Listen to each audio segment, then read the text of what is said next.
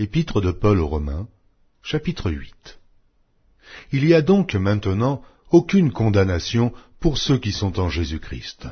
En effet, la loi de l'esprit de vie en Jésus-Christ m'a affranchi de la loi du péché et de la mort. Car chose impossible à la loi, parce que la chair la rendait sans force, Dieu a condamné le péché dans la chair en envoyant, à cause du péché, son propre Fils dans une chair semblable à celle du péché.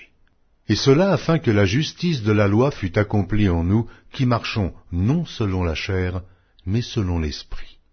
Ceux en effet qui vivent selon la chair s'affectionnent aux choses de la chair, tandis que ceux qui vivent selon l'esprit s'affectionnent aux choses de l'esprit. Et l'affection de la chair c'est la mort, tandis que l'affection de l'esprit c'est la vie et la paix. Car l'affection de la chair est inimitié contre Dieu, parce qu'elle ne se soumet pas à la loi de Dieu, et qu'elle ne le peut même pas. Or, ceux qui vivent selon la chair ne sauraient plaire à Dieu.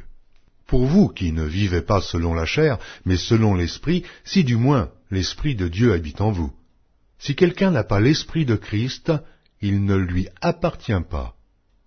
Et si Christ est en vous, le corps, il est vrai, est mort à cause du péché, mais l'Esprit est vie à cause de la justice. Et si l'Esprit de celui qui a ressuscité Jésus d'entre les morts habite en vous, celui qui a ressuscité Christ d'entre les morts rendra aussi la vie à vos corps mortels par son Esprit qui habite en vous.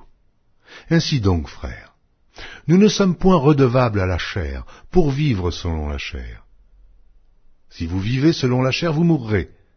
Mais si par l'Esprit vous faites mourir les actions du corps, vous vivrez, car tous ceux qui sont conduits par l'Esprit de Dieu sont fils de Dieu. Et vous n'avez point reçu un esprit de servitude, pour être encore dans la crainte, mais vous avez reçu un esprit d'adoption, par lequel nous crions « Abba, Père ». L'Esprit lui-même rend témoignage à notre esprit, que nous sommes enfants de Dieu.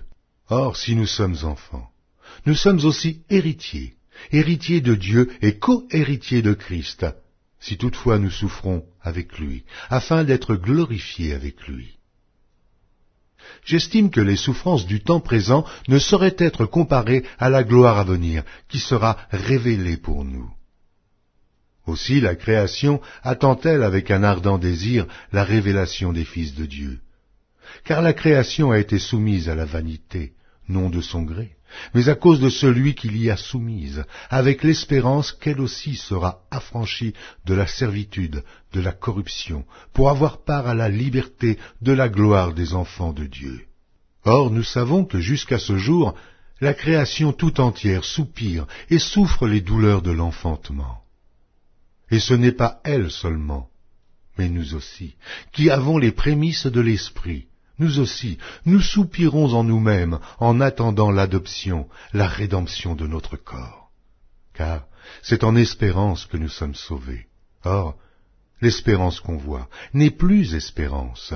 Ce qu'on voit, peut-on l'espérer encore? Mais si nous espérons ce que nous ne voyons pas, nous l'attendons avec persévérance. De même aussi l'Esprit nous aide dans notre faiblesse, car nous ne savons pas ce qu'il nous convient de demander dans nos prières. Mais l'Esprit lui-même intercède par des soupirs inexprimables. Et celui qui sonde les cœurs connaît quelle est la pensée de l'Esprit, parce que c'est selon Dieu qu'il intercède en faveur des saints. Nous savons du reste que toute chose concourt au bien de ceux qui aiment Dieu, de ceux qui sont appelés selon son dessein. Car ceux qu'il a connus d'avance, il les a aussi prédestinés à être semblables à l'image de son Fils, afin que son Fils fût le premier-né entre plusieurs frères.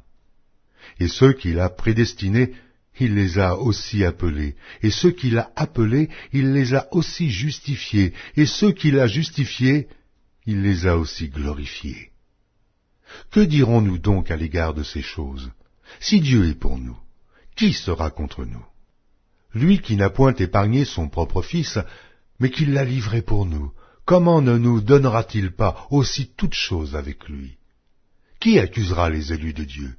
C'est Dieu qui justifie. Qui les condamnera?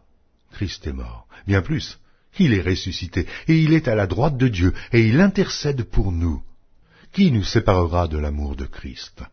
Sera-ce la tribulation ou l'angoisse, ou la persécution, ou la faim, ou la nudité, ou le péril, ou l'épée? Selon qu'il est écrit, c'est à cause de toi qu'on nous met à mort tout le jour, qu'on nous regarde comme des brebis destinées à la boucherie. Mais, dans toutes ces choses, nous sommes plus que vainqueurs par celui qui nous a aimés.